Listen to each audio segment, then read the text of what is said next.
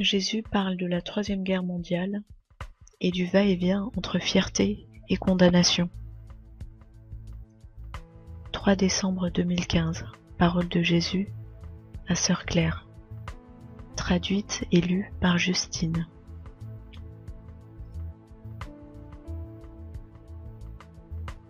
Les bénédictions et la présence de notre doux Sauveur, Jésus notre Seigneur, soient avec vous. Voilà ce qui s'est passé ce matin quand j'ai commencé mon temps de prière. Il y avait certaines choses que je ne voulais vraiment pas lâcher en rapport avec le message d'hier. Et je luttais contre elles et je me suis rendu compte que j'étais comme dans un conflit tête contre tête, à la façon des cerfs, leurs cornes coincées l'une contre l'autre. Vous voyez ? Et ce fut très gênant et paralysant. Et je me suis dit, eh bien, ça ne donne pas du bon fruit cette histoire. Je ne sais pas comment m'en sortir. Alors j'ai un peu laissé tomber l'idée de lutter pour renoncer à une habitude ancrée, et je suis retournée à ma prière.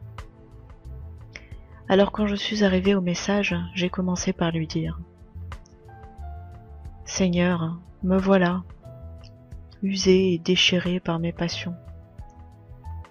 Suis-je d'une quelconque utilité pour toi, vraiment ?» Voici ce que le Seigneur m'a répondu. « Quelle question ridicule! Y a-t-il quelque chose de trop difficile pour moi ? N'aimez-vous pas quand il répond à une question par une question ?» Il a continué. « Procédons étape par étape. Tu abandonnes des petites choses jour après jour et ne te laisse pas piéger dans un cercle vicieux de condamnation. Donne-moi ce que tu penses être capable de me donner. Remercie-moi pour ça chaque jour et ça va être plus facile. La plupart du temps, un sacrifice se construit lentement, marche après marche, comme un escalier, pas tout à la fois. La grâce se construit sur la grâce. Quand tu récidives et cèdes à tes faiblesses, simplement repens-toi, remets-toi en place et continue, en priant pour que la prochaine fois, tu puisses te dominer. Car ton cœur est mieux riveté sur moi que sur n'importe quelle autre chose. Et je vais te montrer que ça en vaut la peine. Je vais t'inonder de mon amour et mon attention. Ne sois obsédé par rien. Cela a seulement pour effet de bloquer ton esprit dans un état de lutte, ce que nous voulons justement éviter. La vérité, c'est que plus tu m'aimes, plus tu vas abandonner le monde. C'est aussi simple que ça, et je suis là pour t'aider. Mes fiancés, il ne s'agit pas de vous faire attraper et de vous entraîner dans une lutte. Donnez avec un cœur joyeux, car il est écrit que le Seigneur aime celui qui donne avec joie. Ce que vous devez comprendre, c'est que celui qui sème peu moissonnera peu, et celui qui sème abondamment moissonnera abondamment. Que chacun donne comme il l'a résolu en son cœur, sans tristesse ni contrainte, car Dieu aime celui qui donne avec joie. 2 Corinthiens 9, 6-7. Cette variation de mon esprit a pour but de vous donner la liberté d'entrer en moi plus complètement, sans avoir à lutter jour et nuit au sujet de ceci ou cela. Si vous êtes piégé dans de telles batailles vaines, il est possible que vous ne puissiez pas être efficace pour moi. Alors empêchez cela. Avancez avec la grâce du moment. Je ne veux pas qu'un esprit religieux prenne place ici. Si vous êtes capable de sacrifier davantage du monde pour moi, ne devenez pas fier ou vaniteux. Vous avez simplement plus de grâce. Si vous échouez, ne soyez pas abattus. Vous avez simplement visé trop haut. Retournez à ce qui est confortable pour vous et reprenez de là. Ça prend un moment pour s'habituer à renoncer à la chair. C'est un travail continu. Au paradis, vous n'aurez pas de chair pour vous décourager ou vous distraire. Tout est sous contrôle de votre esprit. N'est-ce pas quelque chose sur quoi on peut espérer et se réjouir? Sans aucun doute, Seigneur, sans aucun doute.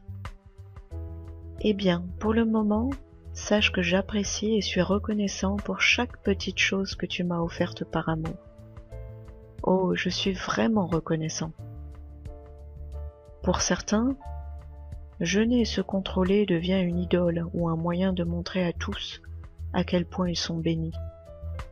En se comportant ainsi, ils annulent tout le bien qui a été fait et tombent dans un péché pire, l'arrogance, l'orgueil. Je sais que tu luttes avec ça, c'est une puissante illusion. Mais n'ai-je pas été fidèle envers toi pour t'en délivrer, Claire, et te montrer ton véritable visage devant moi? Oh Seigneur, tu as été si gentil, vraiment, tu m'as délivré d'un sérieux péché dans ce domaine. Je sais que je suis toujours en formation et sanctifié par ta douce main, mais au moins tu as révélé mon péché dans ce domaine. Je préfère de beaucoup cette place, beaucoup plus humble que tu m'as donné d'occuper. Elle est sécurisante et chaleureuse, et je suis libre de profiter de la dévotion des autres sans devenir jalouse. Je ne me sens pas menacée, et au contraire je me sens privilégiée. Tu as placé tant d'âmes exceptionnelles dans ce ministère pour moi, c'est vraiment merveilleux. Et je sais que ces personnes sont ici à cause de toi. Oh, cette place modeste est si simple et sécurisante pour moi. Parfois je ressens quand la fierté commence à se manifester en moi et mes genoux deviennent faibles et je te supplie de me purifier. Mais je t'en prie, ne laisse pas cela faire trop de dégâts avant d'intervenir. Il a continué. Je veille toujours sur toi et sur toutes mes fiancées qui le souhaitent. Toujours. C'est pour cela que tu as un sentiment de condamnation si rapidement. Je te fais remarquer ce qui ne va pas.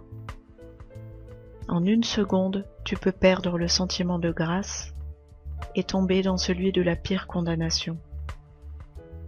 Mais si tu es vigilante et refuses de lever la tête pour juger les autres, tu resteras en sécurité.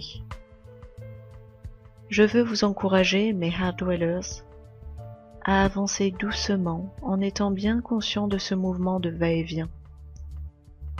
D'un côté, il y a l'orgueil et de l'autre, la condamnation. Ne laissez aucun des deux s'emparer de vous. Donnez joyeusement ce que vous pouvez. Plus tard, avec plus de grâce, vous pourrez donner joyeusement ce à quoi hier vous n'étiez pas prêt à renoncer. Il n'y a pas de condamnation pour ceux qui sont en moi. Une dernière remarque, Seigneur. Tout le monde se demande maintenant ce que tu voulais dire par « nous approchons le point de non-retour ». Oui, les signes sont là. Oui, ce que j'ai dit est vrai. Les choses s'intensifient et je le permets. Je t'ai dit en effet qu'un moment arrivera où je ne pourrai plus désamorcer le jugement. Claire, nous approchons cette heure.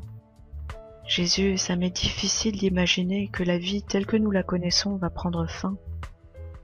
Pardonne-moi, Seigneur, mais j'avais vraiment l'impression que nous avions un peu plus de temps. 5 ans, par exemple. Tu me parles de quelques mois, mais quelque chose au fond de moi me dit qu'il s'agit d'années. Nous n'avons toujours pas la date exacte, mais comme tu peux voir, les choses commencent à arriver à leur terme. Les atrocités que j'ai vues chaque jour dépassent l'entendement.